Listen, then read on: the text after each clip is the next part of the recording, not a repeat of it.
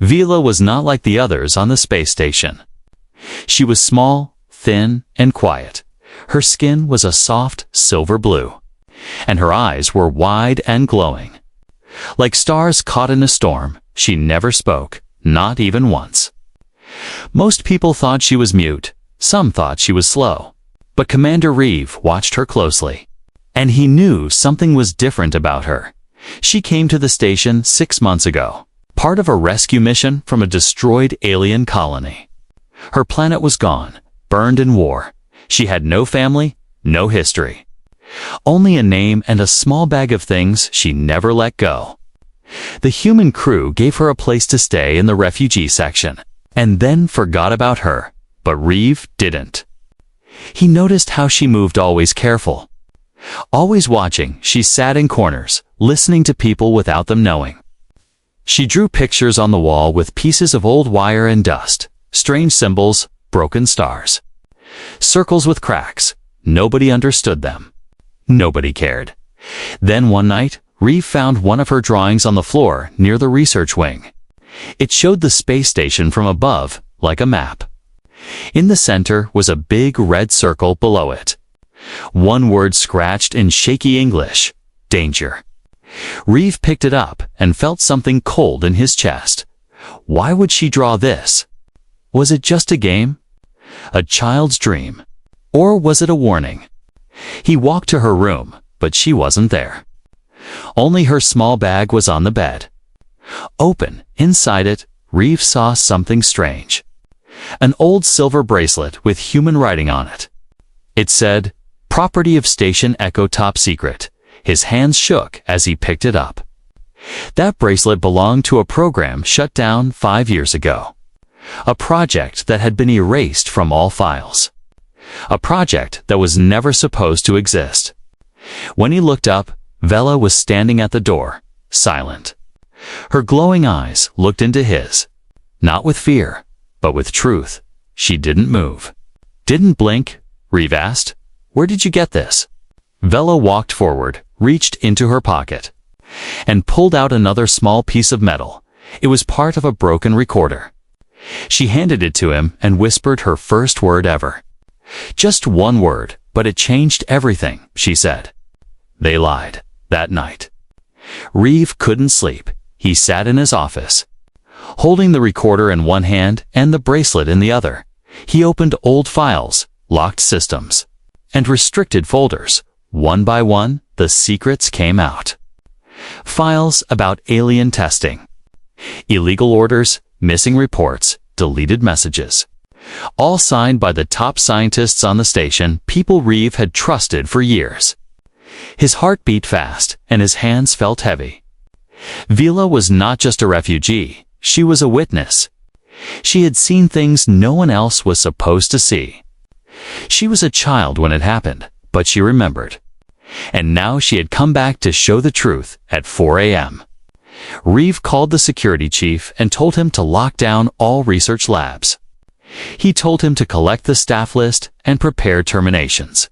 The chief asked why, confused. Reeve just said, "Trust me.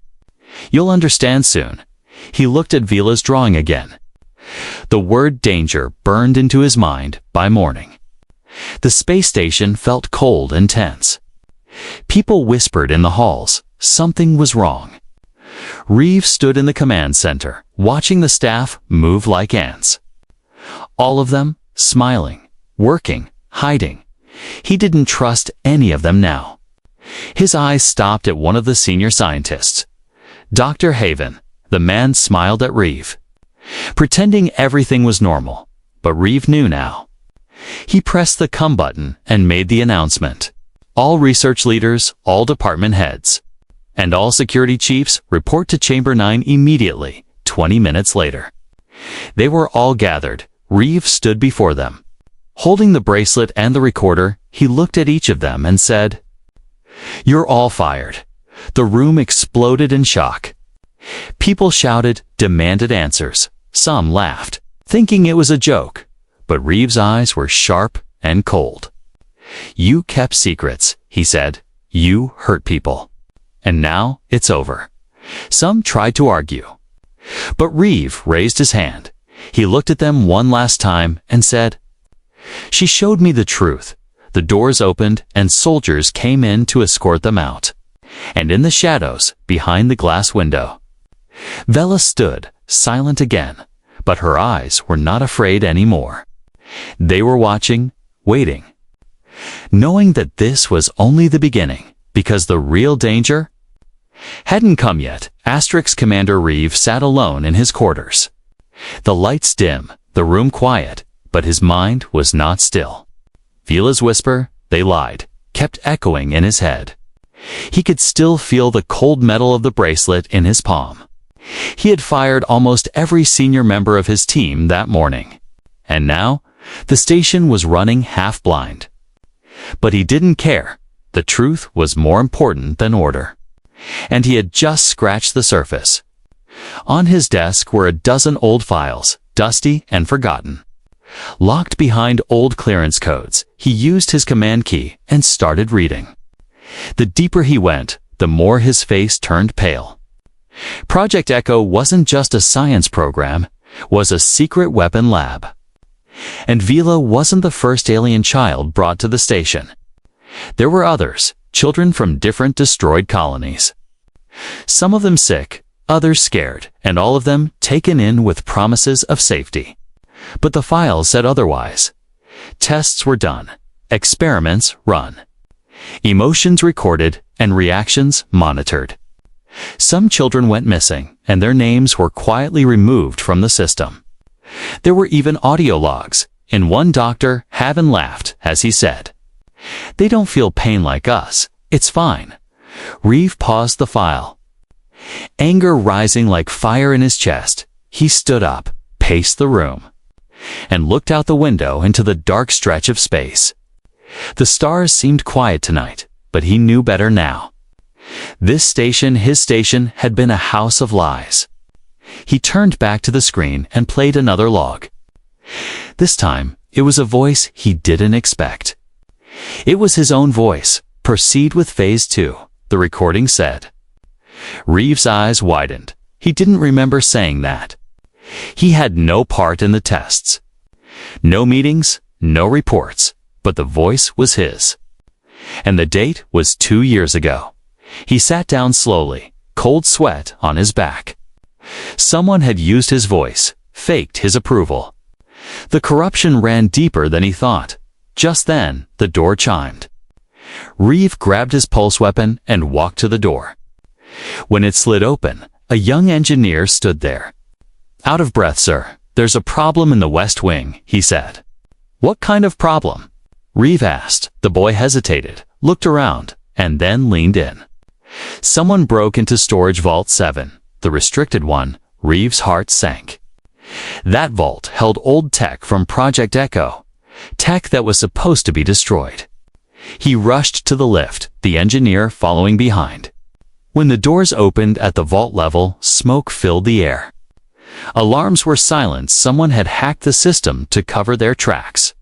Inside the vault, broken containers lay on the floor. One of them was still open, its lights blinking red. Reeve stepped forward and looked inside. The container held a device of memory core still glowing faintly. On the side was a word written in alien language, and below it, scratched in English. One single word, Vela. He stared at it, his thoughts racing. Had Vela broken in here? Was she trying to take it too or protect it? He picked up the memory core and tucked it under his arm. This thing could hold everything, every test, every order. Every scream, every truth, back in his quarters. Reeve plugged the core into an old decryption unit. The screen flickered, then filled with video files. And there she was, a younger Vela, smaller, thinner. Strapped to a table, eyes wide with fear. Scientists stood around her, asking questions. Poking her with tools, she cried. But they didn't stop, one scientist said. This one remembers too much. We'll wipe her next week, but they never got the chance. Suddenly, the screen glitched. And another video played. It showed the same lab. But in flames, chaos, alarms, a child running, It was Vela escaping, her hand clutching something, this very same memory core. She had stolen it, hidden it, and waited. Waited for someone to listen. Reeve leaned back, eyes full of guilt. He had let this happen under his nose, and she had carried the truth all this time. He had to find her now. He pressed the intercom. Team Alpha. Locate the girl immediately. Do not harm her. She is under my protection, but no one responded. Silence, then his screen blinked. A message appearing from the security net. Subject Vela is missing. Reeve's jaw tightened. He stared at the glowing core on his desk and whispered. She knew this would happen in the dark corner of the station. Far from the cameras, Vela moved quietly through the maintenance tunnels. She held a small device in her hand, another recording, another truth. She had more to reveal. And she knew they would come for her again, but this time, she was ready. The news spread across the space station like fire in dry grass. Commander Reeve had fired almost every top officer. No warning, no explanation, just gone. The science labs were silent, the control rooms half empty. And the hallways filled with whispers. People looked over their shoulders now. They spoke in low voices, unsure who they could trust. Reeve sat in the command center, his face calm, but his thoughts racing.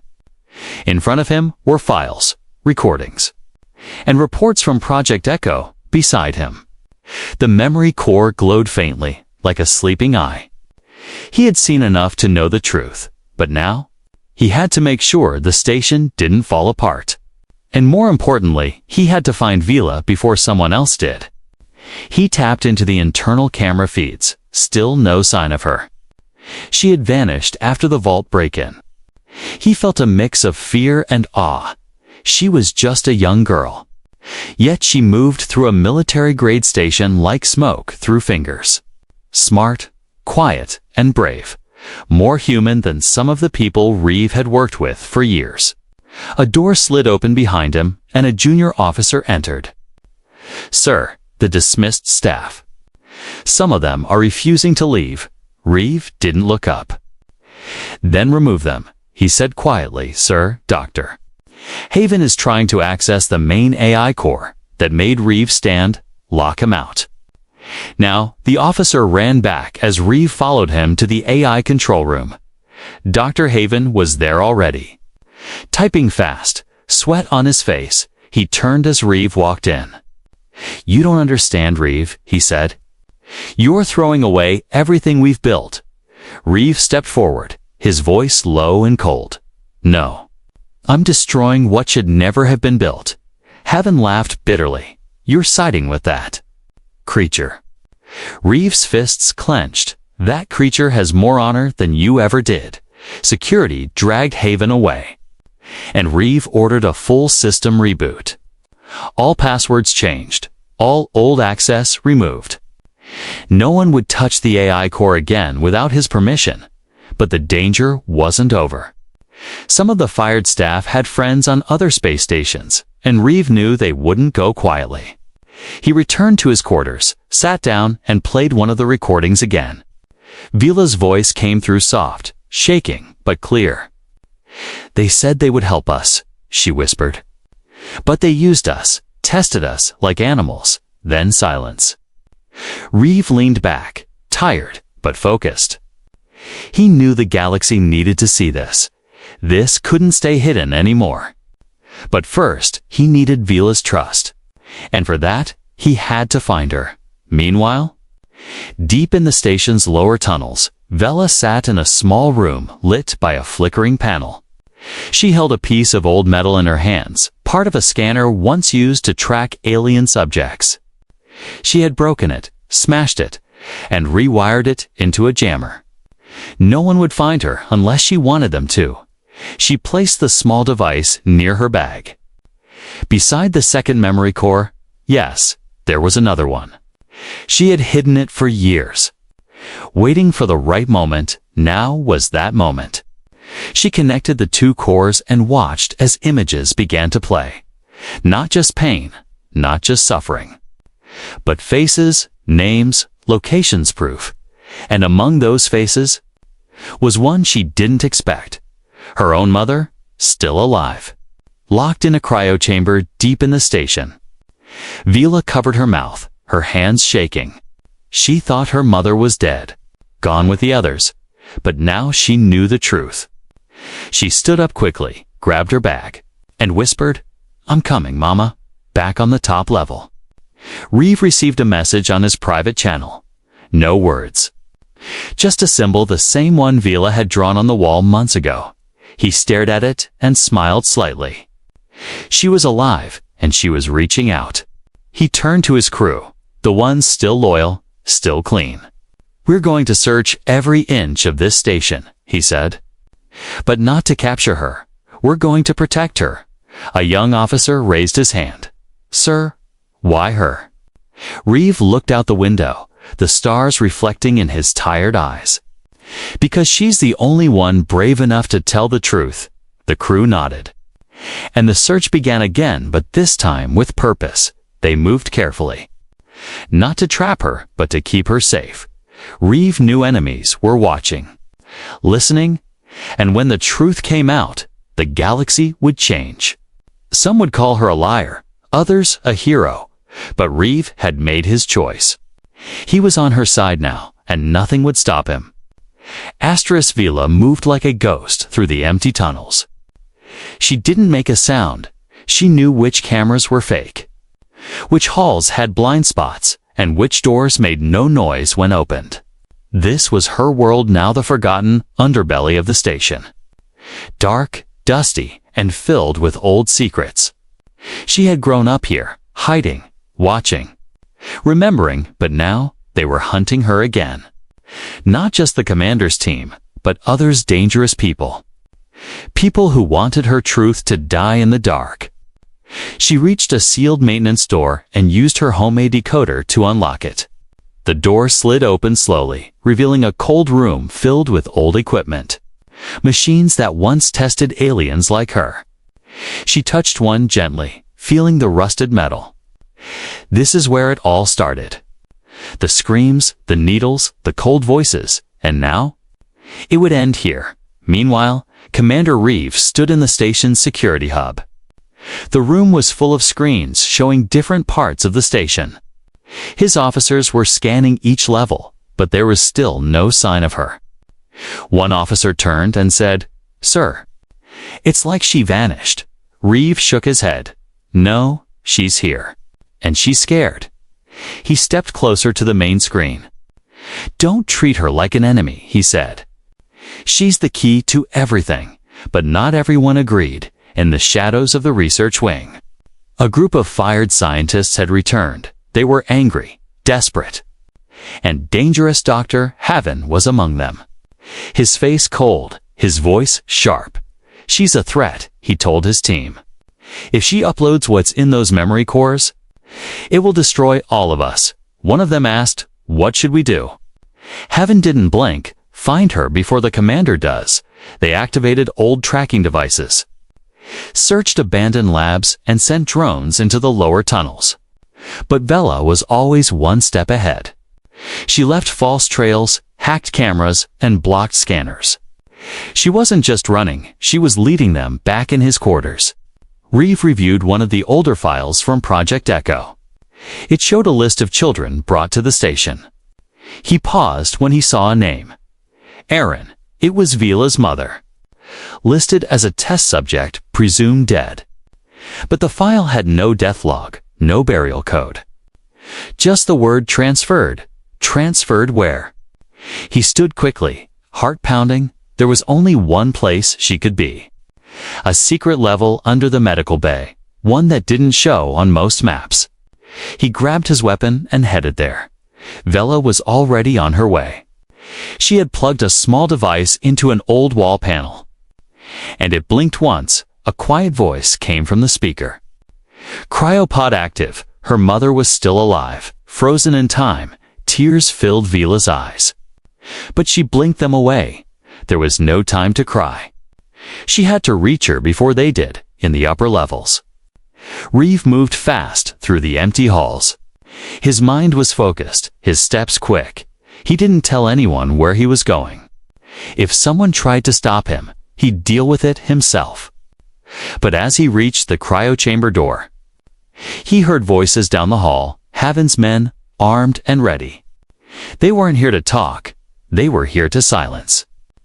Reeve ducked into the shadows, waited for the group to pass, then moved quickly.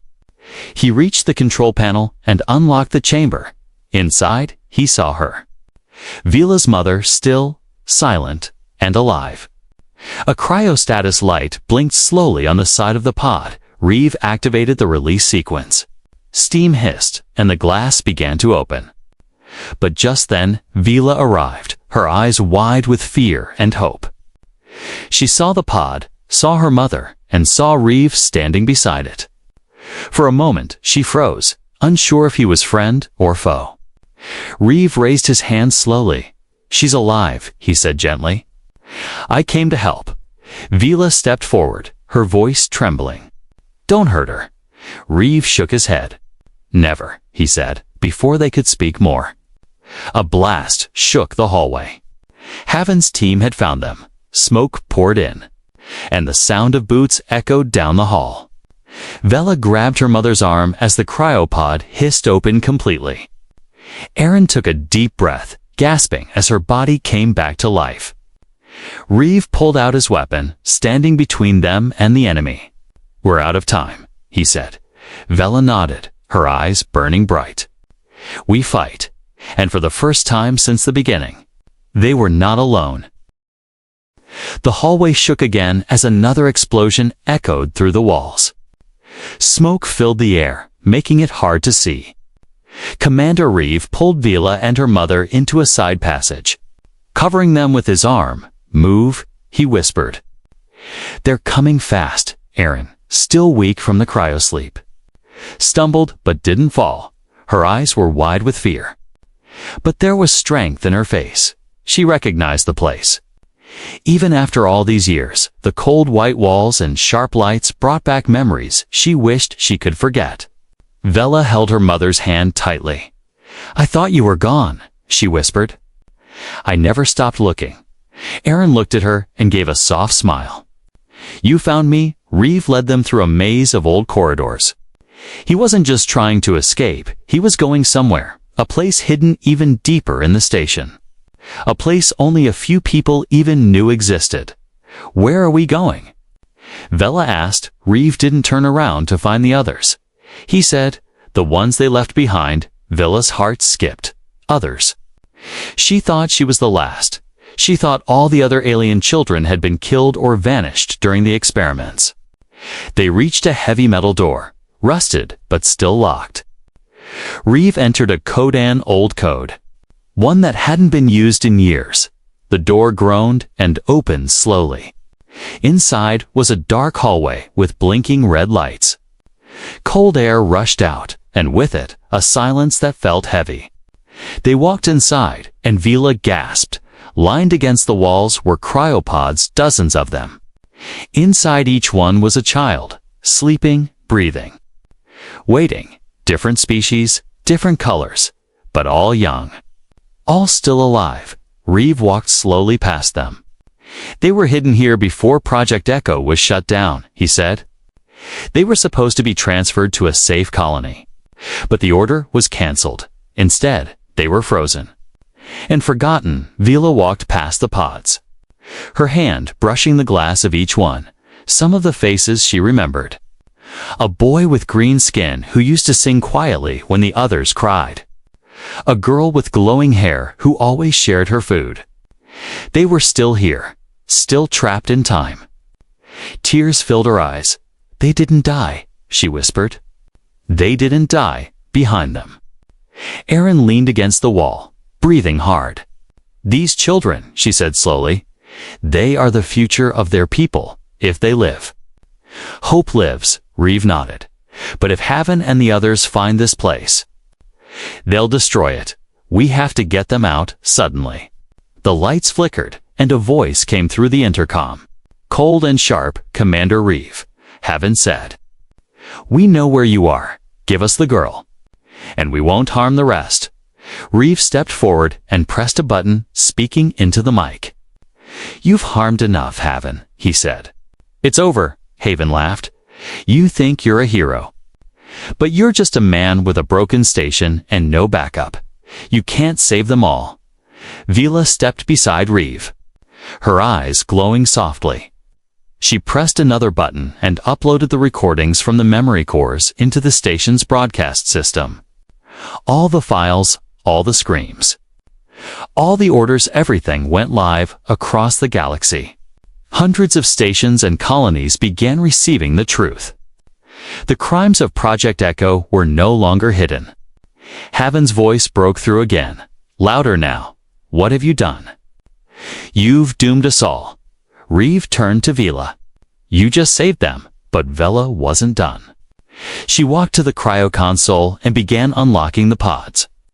One by one, the children began to stir, slowly waking up from years of sleep.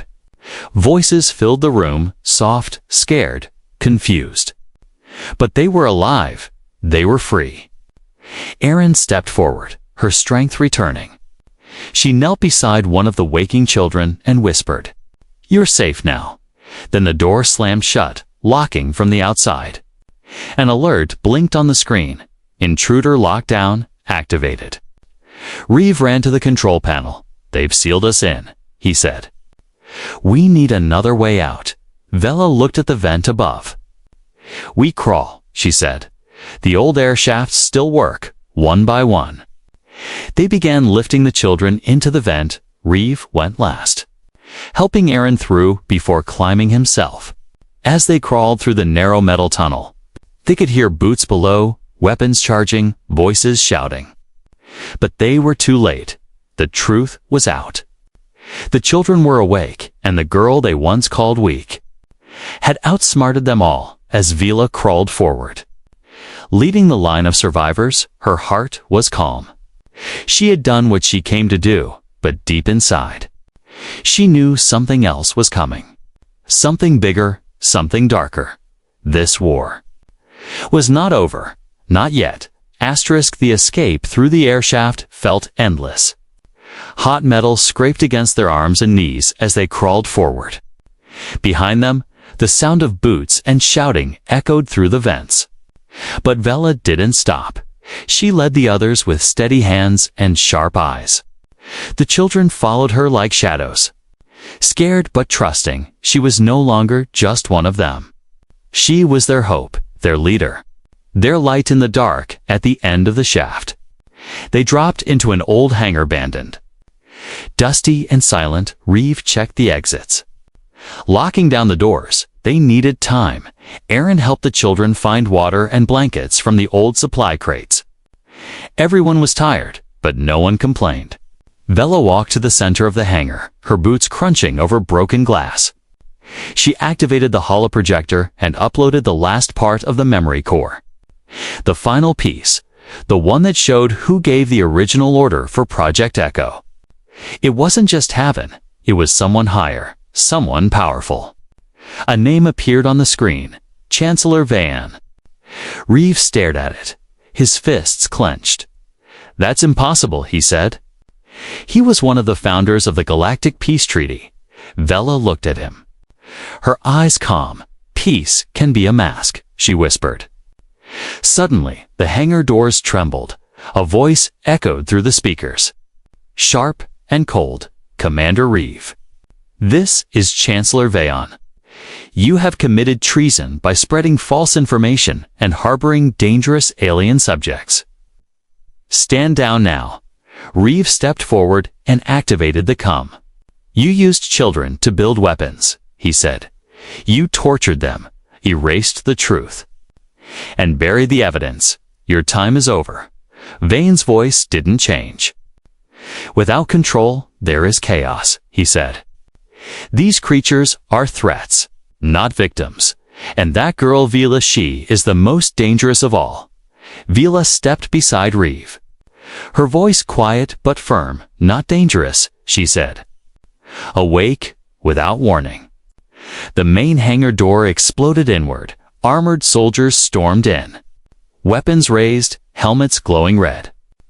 Reeve pulled out his pulse rifle, shouting to the others. "Protect the children." Aaron and the older kids helped move the young ones behind cover, but Vila stood still. Her eyes fixed on the soldiers, then, slowly, she stepped forward and raised her hand. In her palm was the alien artifact, the glowing crystal she had carried since the day she escaped. She pressed it to her chest, and it lit up, blinding white. The soldiers paused, stunned. Then the artifact projected a giant image into the air. It was not just a recording, it was a live broadcast to every connected colony and fleet. Millions were now watching, and what they saw shook the galaxy. They saw children screaming in cages, doctors laughing as they injected alien bodies with burning chemicals, leaders signing fake reports, and finally, Chancellor Vian, standing in a secret meeting room, saying the words, "We control the truth." The soldiers lowered their weapons. Confused, some looked at each other in silence. Unsure what to do now, the lies had been exposed in front of the entire galaxy. There was no turning back. Then, a door opened behind the soldiers, and Chancellor Vian himself stepped into the hangar. Tall, dressed in black armor, his eyes cold as steel. He walked through his men like a king, calm and proud. He looked at Vela and said, "You should have stayed hidden." Vela stared at him. Not blinking. "I did," she said, "and I saw everything." Vian turned to Reeve. "You were once loyal," he said. "Why betray your own species?" Reeve stepped forward, his voice strong. "Loyalty means nothing without honor. You built your empire on lies." Vian laughed. "Slow and cruel. Honor doesn't win wars, but fear does." He reached for his weapon. But before he could fire, Vila raised the artifact again. A pulse of light blasted through the hangar, disabling every gun. Soldiers fell back, shields failing, systems crashing. Only Vian remained standing. Shocked and angry, Reeve rushed him, tackled him to the ground, and held him down as Aaron stepped forward with the evidence chip. "This is justice," she said. Not war. Vian was arrested by his own men. His voice was silent now, replaced by the sound of crying children and the soft hum of hope returning. Vila looked at the stars through the cracked glass above and whispered, "It's not over." Reeve turned to her. "What do you mean?" She closed her eyes. They were following his orders, she said. But he wasn't the only one giving them, far away, in the dark side of the galaxy. Someone else was watching the broadcast, and they were not pleased. The station was quiet now. No alarms, no gunfire, no shouting, just silence. But it wasn't the silence of fear, it was the silence after a storm. A moment to breathe, to heal, and to remember. Vila stood in the middle of the hangar, her clothes torn, her hands scratched, but her eyes still glowing around her. The children were safe. The soldiers had lowered their weapons, and the wounded were being cared for. Chancellor Vian was locked away, no longer a threat, his lies exposed. His empire crumbling. The people had seen the truth, and they would never forget it. Commander Reeve stepped beside Vila, his face tired but calm. He looked out the cracked window at the stars. "They're listening now," he said. Vela nodded slowly. They had to see it across the galaxy. Colonies were rising in protest. Aliens and humans were marching together, calling for justice. Old alliances were broken, and new ones were being built. Governments could no longer hide behind closed doors. The truth had become a light that could not be turned off. Erin, still weak but standing tall, addressed the station council. She spoke not as a prisoner, but as a survivor. "These children were not mistakes," she said. "They are the future." Her words echoed through the station. Broadcast across space, people watched with wide eyes and heavy hearts. Some wept, some cheered, some finally understood. Reeve gave up his command the next day. He said his job was done, but instead of retiring, he joined Vila's mission. Together, they started a new group, the Starbridge Initiative. Their goal was simple: protect the weak, expose the truth, and build peace without fear. They turned the old research station into a sanctuary. Cryopods were opened, and the children were cared for. Teachers, doctors, and caretakers arrived from many worlds. It was no longer a place of pain. It had become a home. Vila walked through the halls with purpose now. People greeted her with respect, not fear. Children followed her. Curious and full of hope, she still didn't speak much. But when she did, her words mattered. She had become a symbol not just of survival, but of courage. One day, a reporter asked her, "Why didn't you run away forever?" Vila looked into the camera and replied, "Because someone had to stay and remember." In the weeks that followed, former allies of Vienne were arrested. Some tried to escape. Some tried to deny everything. But the recordings, the evidence, and the survivors could not be ignored. Justice was slow, but it had begun, but in the shadows of a distant world. Another council met, a dark room full of old voices. Whispering secrets, one figure said. "We underestimated the girl." Another replied, "We won't make that mistake again." They watched the broadcasts and studied Vila's face. They called her dangerous, powerful, unpredictable, and they made a decision. She must be watched. Back on the station, Vila stood at the highest platform. Looking at the stars, Reeve joined her, hands in his pockets. "You've changed everything," he said. She didn't reply at first. Then she whispered, "Not everything." He looked at her, confused. "What do you mean?" Vila pointed to a small blinking light on her wristband. A warning signal, weak but steady. "They're still out there," she said, "still hiding." Reeve sighed. "Then we keep going." Vila smiled gently. "Yes," she said. "We keep going." The camera zoomed out slowly. Vila, the human commander, the alien children. The rebuilt station, a new beginning forged from pain and truth. A future where species could stand together, not in fear, but in understanding. Where even the smallest voice, if brave enough, could shake the stars, and somewhere, in the farthest dark corner of the galaxy, a message was sent, encrypted, urgent, deadly. "She survived," it said. "Prepare for the next phase." Vila didn't know when the next storm would come. But she was no longer running. She was ready. The girl they once tried to silence had become the voice of a generation, and this was just the beginning. Asterisk.